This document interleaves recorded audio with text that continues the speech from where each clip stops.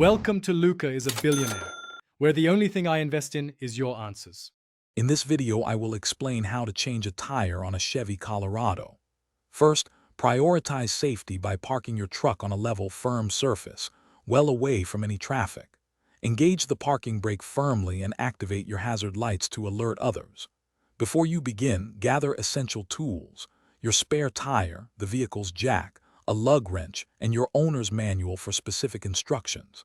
These initial steps are crucial for a safe and efficient tire change. Now that you're safely set up, it's time to prepare the flat tire. Use your lug wrench to loosen each lug nut about 1/2 to 1 full turn while the tire is still on the ground. This makes them easier to remove later.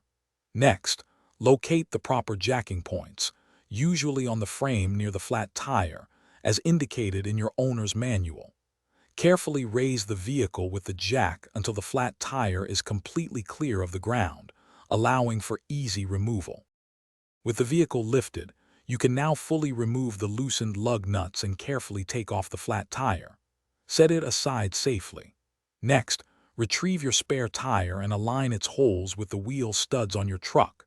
Gently slide the spare onto the studs. Once the spare is in place, hand tighten all the lug nuts back onto the studs. Ensure they are snug, but do not fully tighten them yet, as the vehicle needs to be on the ground for final torque. Finally, it's time to secure your new spare. Carefully lower the vehicle completely to the ground using the jack. Once the tire is firmly on the ground, use your lug wrench to fully tighten all the lug nuts. It's best to tighten them in a star pattern, working across from one nut to another to ensure even pressure. After tightening, check your spare tire's pressure and remember to get your flat tire repaired or replaced as soon as possible for continued safe driving.